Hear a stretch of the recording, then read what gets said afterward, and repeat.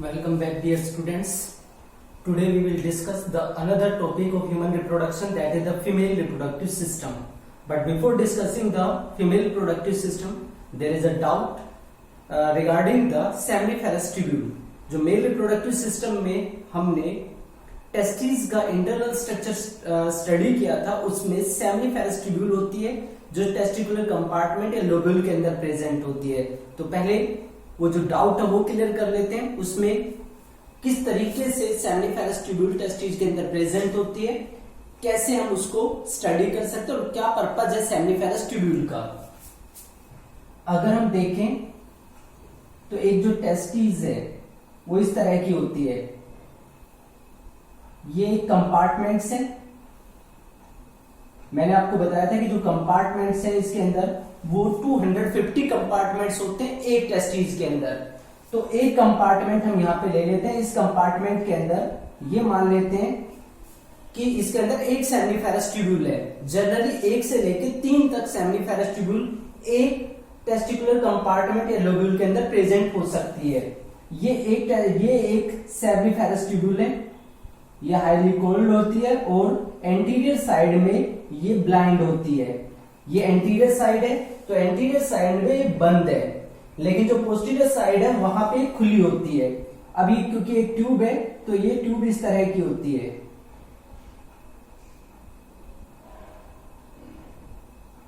इस तरह की एक ट्यूब है, इस ट्यूब को हम बोलते हैं सेमिनिफेरस ट्यूब्यूल।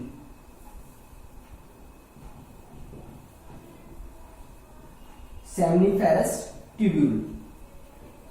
इस सेमिनिफेरस ट्यूब्यूल को स्टडी करने के लिए अगर टेस्टिस को इस तरीके से कट किया जाए तो ये वाला जो पार्ट हम कट करेंगे, तो कट करने के बाद ये वाला जो पूरा हिस्सा है, ये टेस्टिकुलर जो कंपार्टमेंट है, ये कंपार्टमेंट इस तरीके से हमें देखने को मिलेगा। ये हो गया पूरा कंपार्टमेंट, मींस अभी ये इस तरीके से प्रेजेंट है, यानी कि ये ब्लाइंड एंड है और ये जो इसका ट्यूब्यूल रेक्टी पार्ट है जहां से स्पम्स बनके और जो रेटी टेस्टिस पार्ट है उसके अंदर चले जाते हैं। तो इस तरीके से ये पार्ट अभी प्रेजेंट है। मैं क्या कह रहा हूं कि इसको हम इस तरीके से कट कर लेते हैं, तो कट करने के बाद ये राउंड दिखाई देगा इस तरीके से। अब इस राउंड पार्ट में जो ये वाली ट्यूब है, जब ये कट होगी तो एक राउंड यहाँ पे बनेगा और एक राउंड हिस्सा यहाँ पे बनेगा। तो ये वाला जो पार्ट है वो इस तरीके से आ जाएगा और नीचे वाला जो हिस्सा है वो यहां पे आ गया। ऊपर वाली जो ट्यूब है उसका सेक्शन ये आ गया हमारे पास, नीचे वाली ट्यूब को कट करेंगे उसका सेक्शन ये हो गया। अब इन ट्यूब्स के अंदर यानी सेमिनिफेरस ट्यूब्यूल जो है, एक ही सेमिनिफेरस ट्यूब्यूल के दोनों पार्ट हैं, ये ऊपर वाला हिस्सा है ये वाला और नीचे वाला हिस्सा ये है। अब किसी भी सेमिनिफेरस ट्यूब्यूल में 2 तरह की सेल्स हैं जो इसको लाइन करती हैं। अंदर से सेमिनिफेरस ट्यूब्यूल एम्प्टी होती है, मींस वैकेंट स्पेस होता है इनके अंदर।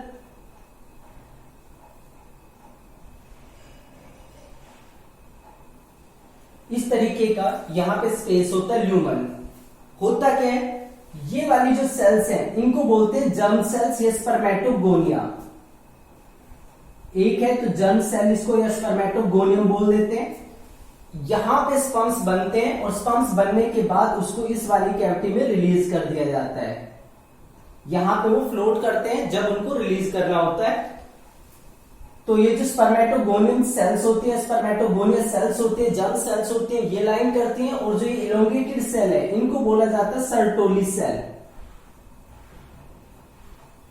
या नर्स सेल। जो स्पम्स यहां से बनते हैं, यानी कि स्पम्स बनने की जो प्रोसेस है वो काफी कॉम्प्लिकेटेड होती है, तो वो एकदम से ही रिलीज नहीं होते, वो बनते हैं और इमेच्योर कंडीशन में जो स्पम का हेड पार्ट होता है वो सर्टोली सेल के अंदर एम्बेडेड होता है। ये तब तक एम्बेडेड होता है जब तक वो मैच्योर नहीं हो जाता और सर्टोली सेल लगातार उसको नरिशमेंट भी प्रोवाइड करती है। तो जो सेमिनिफेरस ट्यूब्यूल है वो ये प्रेजेंट है और ये टेस्टिकुलर लोब्यूल का पार्ट है और इन के बीच का ये वाला जो हिस्सा है, इसकी मैं बात करूं तो ये वाला हिस्सा यहां पे है। इसके अंदर काफी सारी ब्लड कैपिलरीज, ब्लड वेसल जिनको हम बोलते हैं वो प्रेजेंट होती है और कुछ सेल्स प्रेजेंट होती है जिनको बोलते हैं लेडिंग सेल्स, इंटरस्टिशियल सेल्स। जो कि androgens male sex hormones release करती है, जिसमें टेस्टोस्टेरोन काफी इंपॉर्टेंट हार्मोन है, या ये कह सकते हैं सबसे इंपॉर्टेंट हार्मोन होता है। तो जो सेमिनिफेरस ट्यूब्यूल है वो ये वाली ट्यूब्यूल होती है। यहां पे मैंने एक टेस्टिकुलर लोब्यूल के अंदर एक ही सेमिनिफेरस ट्यूब्यूल को शो किया है, इसलिए यहाँ पे दो ही पार्ट बने हैं। अगर एक से ज्यादा ट्यूब्यूल होती है वहां पे तो काफी सारे सर्कल बन जाते हैं। अगर दो ट्यूब्यूल होती तो 4 सर्कल बन जाते हैं, और 3 होती तो 6 सर्कल बन जाते हैं। यानी कि एक ट्यूब्यूल को कट करने से 2 पार्ट बन जाते हैं, एक ऊपर वाले हिस्से के लिए और एक नीचे वाले हिस्से के लिए। तो इस तरीके से सेमिनिफेरस ट्यूब्यूल जो है वो डिजाइन होती है एक पर्टिकुलर टेस्टिस के अंदर।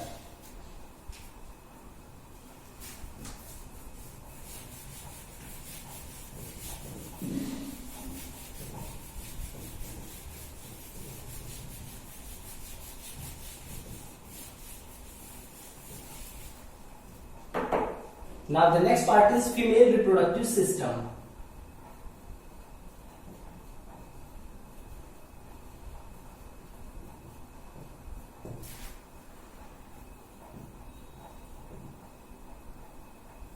जो फीमेल रिप्रोडक्टिव सिस्टम है वो आज हमें स्टडी करना है। इसके अंदर कौन कौन से पार्ट्स हैं, प्राइमरी सेक्स ऑर्गन कौन सा होता है और सेकेंडरी सेक्स ऑर्गन कौन सा पार्ट यहाँ पे प्रेजेंट होता है। So the female reproductive system, female reproductive system ये सेक्शनल व्यू है फीमेल रिप्रोडक्टिव सिस्टम का। अब सबसे पहले कि जो फीमेल रिप्रोडक्टिव सिस्टम है उसमें कौन कौन से पार्ट्स होते हैं। So various parts in the female reproductive system. First of all, what is the location of female reproductive system? Female reproductive system present कहां पे होता है? तो female reproductive system male reproductive system की तरह ही pelvic region के अंदर present होता है। pelvic region के अंदर प्रेजेंट होता है। दैट इज द, अगर आगे की तरफ देखें तो एब्डोमिनल, जो लोअर एब्डोमिनल पार्ट होता है, और बैक साइड में जो हिप्स वाला पार्ट होता है, तो वहां पे उस पार्ट को पेल्विक रीजन बोलते हैं, वहां पे ये प्रेजेंट होता है। अब इसके अंदर फीमेल रिप्रोडक्टिव सिस्टम में पार्ट कौन कौन से हैं? दैट इज कंसिस्ट ऑफ, कौन कौन से पार्ट ये कंसिस्ट करता है? सबसे पहले अ पेयर ऑफ ओवरीज,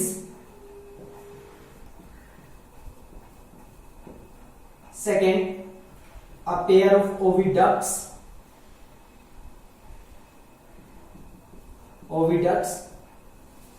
क्या ये कह सकते हैं कि जो फैलोपियन ट्यूब्स हैं, फैलोपियन ट्यूब्स को ओविडक्ट्स भी बोला जाता है। फैलोपियन ट्यूब्स,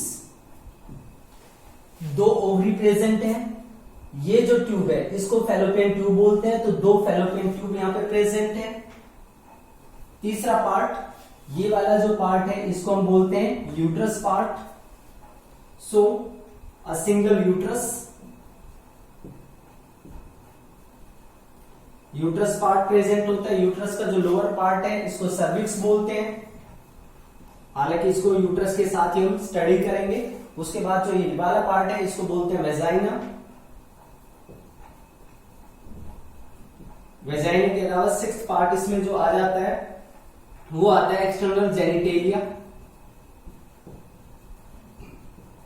एक्सटर्नल जेनिटेलिया जो रिप्रोडक्टिव जो पार्ट्स है, जो ये कह सकते हैं एक्सटर्नली विजिबल होता है, उसको एक्सटर्नल जेनिटेलिया पार्ट बोलते हैं। और साथ में इन सभी पार्ट्स के साथ में एक और पार्ट इंक्लूड किया जाता है फीमेल रिप्रोडक्टिव सिस्टम में, that is a pair of mammary glands. A pair of mammary glands, ये सारे पार्ट्स प्रेजेंट या कॉन्स्टिट्यूट करते हैं फीमेल रिप्रोडक्टिव सिस्टम को। ये सारे पार्ट्स मिलकर रेस्पॉन्सिबल होते हैं कुछ इवेंट्स के लिए, जैसे ओवुलेशन। अगर ओवुलेशन की बात करें तो ओवरीज का काम होता है ओवुलेशन में पार्टिसिपेट करना। ओवुलेशन के बाद फर्टिलाइजेशन में ओविडक्ट्स का रोल होता है, क्योंकि फर्टिलाइजेशन ओविडक्ट के अंदर होता है।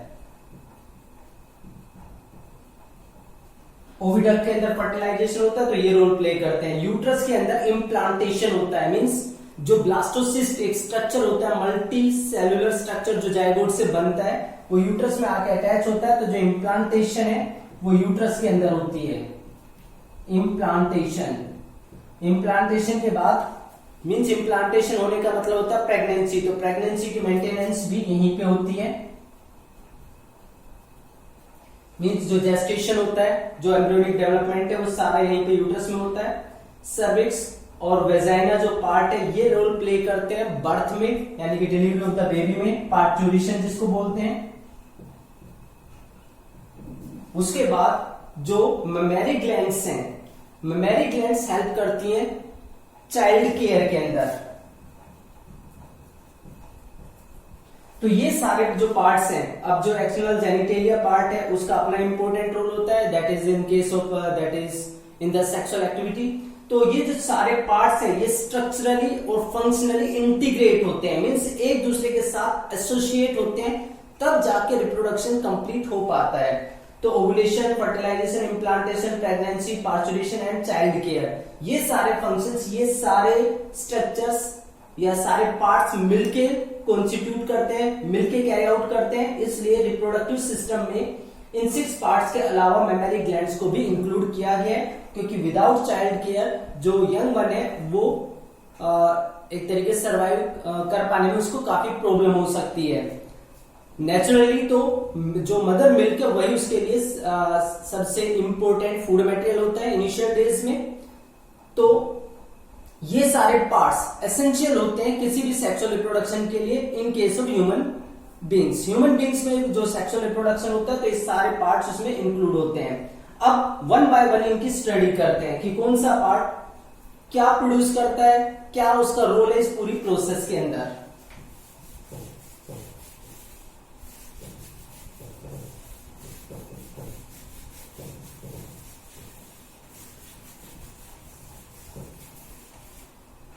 First of all ovaries. Ovaries number 1 pair, 1 pair में प्रेजेंट है। Second location, each side of lower abdomen, जो लोअर एब्डोमेन पार्ट है उसके दोनों साइड में ये प्रेजेंट होती है। यानी कि अगर एक फीमेल बॉडी है तो उस केस में फीमेल बॉडी में लोअर साइड में दोनों साइड में ये प्रेजेंट होती है, तो each side of the lower abdomen ये प्रेजेंट होती है। अब जो ओवरी है उसका साइज, जो ओवरी का साइज है वो कितना होता है, ये अबाउट 2 to 3 सेंटीमीटर होती है लेंथ के अंदर, और लगभग 2 सेंटीमीटर इसकी विड्थ हो जाती है, 1 सेंटीमीटर इसकी थिकनेस होती है। तो ये इसका साइज होता है। अपीयरेंस की बात करें, दैट इज अनसेल्ड एलमंड, जैसे बादाम की गिरी होती है उसके जैसा ये स्ट्रक्चर होता है जो प्रेजेंट होता है। तो इसकी जो लेंथ है 2 to 3 सेंटीमीटर, 2 to 4 सेंटीमीटर तो हो सकती है, विड्थ 2 सेंटीमीटर होती है, थिकनेस 1 सेंटीमीटर होती है। तो ये ओवरीज है। अब लोअर एब्डोमेन में प्रेजेंट है, तो जस्ट आप इमेजिन करिए कि कोई स्ट्रक्चर 3 डायमेंशनल स्ट्रक्चर में अगर मान लो एक कैप है, इस कैप को अगर ऐसे ही छोड़ दिया जाए तो ये नीचे गिर जाएगी, इसलिए इसको पोजीशन पे रखने के लिए कोई ना कोई तो स्ट्रक्चर इसके साथ अटैच रहते हैं।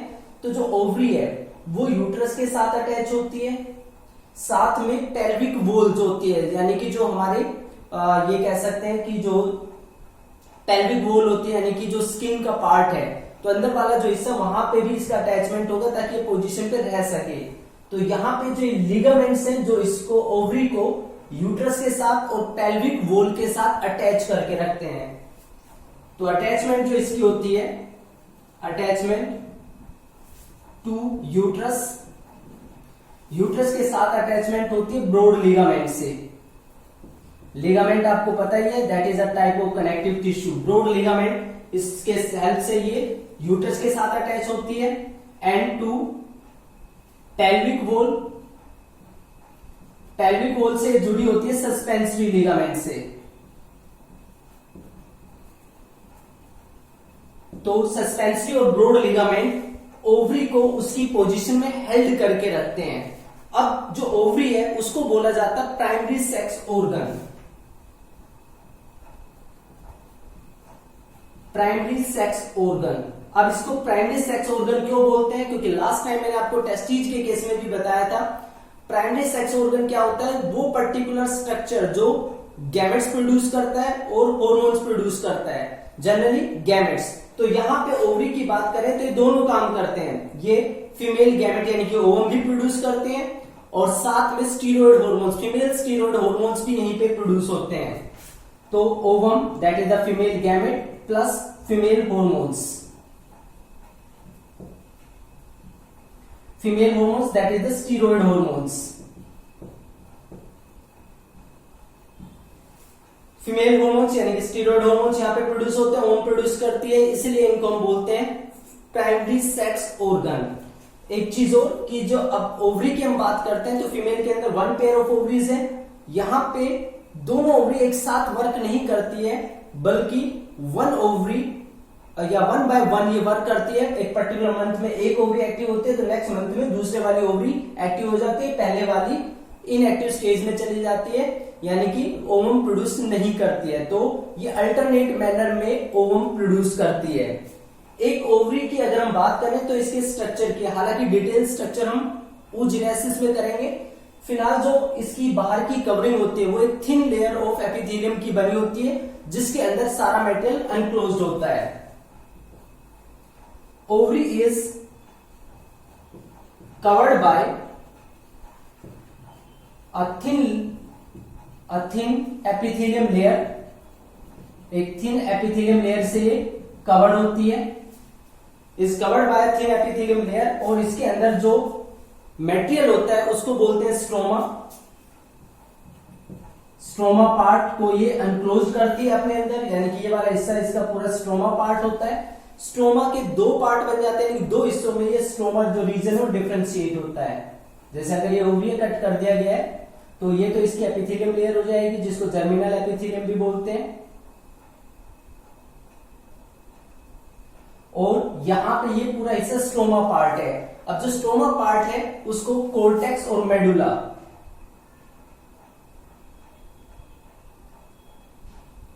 ये वाला जो बाहर का पार्ट है इसको कोर्टेक्स बोलते हैं, और ये अंदर वाला जो पार्ट है इसको मेडुला बोलते हैं। तो जो कोर्टेक्स स्ट्रोमा पार्ट है उसका डिफरेंशिएशन 2 हिस्सों में होता है, outer peripheral cortex and central medulla.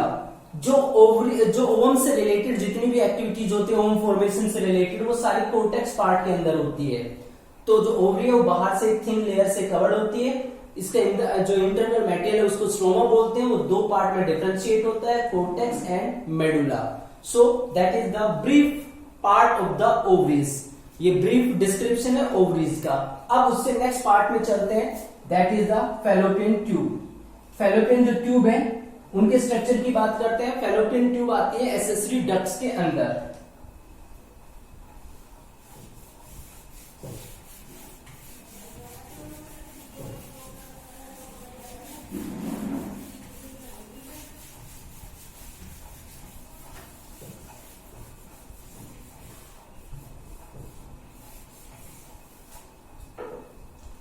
Accessory ducts,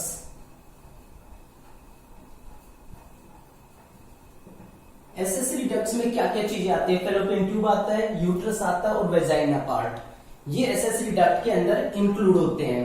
तो सबसे पहले हम बात करते हैं फैलोपियन ट्यूब की। Fallopian tubes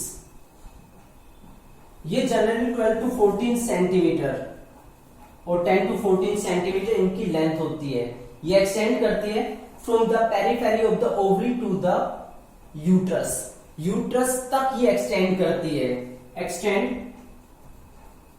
from periphery, periphery का मतलब surface part, periphery of ovary, ovary के पेरिफेरल पार्ट से लेके up to the uterus, uterus से जाके कनेक्ट हो जाती है। तो यहां से ये एक्सटेंड करती है और यहां से स्टार्ट होती है और यहां तक एक्सटेंड करती है। इसको हम बोलते हैं फैलोपियन ट्यूब। 10 से लेके 14 सेंटीमीटर तक इसकी लेंथ हो सकती है, जनरली 12 और 14 सेंटीमीटर भी हम इसको बोल सकते हैं। अब जो फैलोपियन ट्यूब है उसका ओवरी के पास जो पार्ट होता है ये फनल शेप्ड होता है और इस पार्ट को बोला जाता है इनफंडिबुलम। ये वाला पार्ट जो है, ये वाला जो हिस्सा है इसको हम बोलते हैं इनफंडिबुलम। ये फनल शेप्ड पार्ट होता है। Broad part that is infundibulum. Broad part that is near to the ovary. Ovary के पास जो ब्रॉड पार्ट होता है उसको इनफंडिबुलम बोलते हैं। इनफंडिबुलम के जो एजिस पार्ट होता है उसमें फिंगर लाइक प्रोजेक्शंस होते हैं जिनको बोलते हैं फिम्ब्री। फिंगर लाइक जो प्रोजेक्शंस होते हैं, finger like projections that is fimbriae. In fimbriae और इनफंडिबुलम का काम क्या होता है? एक्चुअल में ओवरी से जब ओवुलेशन के टाइम पे एग रिलीज होता है तो यहां से एग इस ओवरी की वॉल को रप्चर होकर बाहर निकलता है। आप इस तरीके से इमेजिन कर सकते हैं, ये फिम्ब्री है सारी जो मेरी फिंगर्स है, और जो ये पाम वाला रीजन है ये इसका इनफंडिबुलम पार्ट है। तो जैसे ही ओवम रिलीज होता है तो ओवम जो है वो इन फिंगर लाइक यानी कि फिम्ब्री है, ये इसको कैच करती है। कैच करने के बाद ये इसको अंदर की तरफ धकेलती है और जो इनफंडिबुलम पार्ट है मींस पाम पार्ट है उसके अंदर ये घुस जाती है और फिर लगातार ये यहां से एग चलना स्टार्ट कर देता है, मूव करना स्टार्ट करता है। तो इसका काम जो इनफंडिबुलम या फिम्ब्री का जो काम होता है वो होता है ओवम को कैप्चर करना और उसको फैलोपियन ट्यूब के अंदर ट्रांसफर करना। कैप्चर द ओवम कब? At the time of ovulation, जब ओवम रिलीज होता उस टाइम पे यहां से ये कैप्चर करते हैं और फैलोपियन ट्यूब के अंदर ट्रांसफर कर देते हैं। इनफंडिबुलम से नेक्स्ट जो पार्ट होता है वाइड पार्ट, ये थोड़ा वाइड पार्ट होता है। इस वाइड पार्ट को बोलते हैं ampulla reason. Wide part ampulla reason, ये एम्पुला रीजन होता है। फैलोपियन ट्यूब और ज्यादा एक्सटेंड करती है तो जब यूट्रस से के आसपास ही पहुंचती है तो यहाँ पे जो पार्ट है काफी नैरो हो जाता है। इस नैरो पार्ट को बोलते हैं isthmus part. Narrow part of the fallopian tube towards the uterus that is the isthmus part. ये लास्ट पार्ट होता है जो जाके यूट्रस के साथ अटैच हो जाता है। Narrow part, narrow part that is known as isthmus part. Fallopian tube के अंदर ही फर्टिलाइजेशन होता है। जब हम फर्टिलाइजेशन स्टडी करेंगे तो मैं आपको बताऊंगा कि एग्जैक्ट लोकेशन क्या होगी जहां पे जाके एग और स्पर्म फ्यूज होते हैं। So that is about the fallopian tubes और ओविडक्ट्स। तो ओविडक्ट का जो मेजर फंक्शन है वो ये है कि ये ओवरी से एग को कैप्चर करते हैं और उसको लगातार ट्रांसपोर्ट करते हैं यूट्रस की तरफ। अब ये वाला जो पार्ट है यहां से लेके यहां तक, इस पार्ट की अगर हम बात करें, ये जो पार्ट है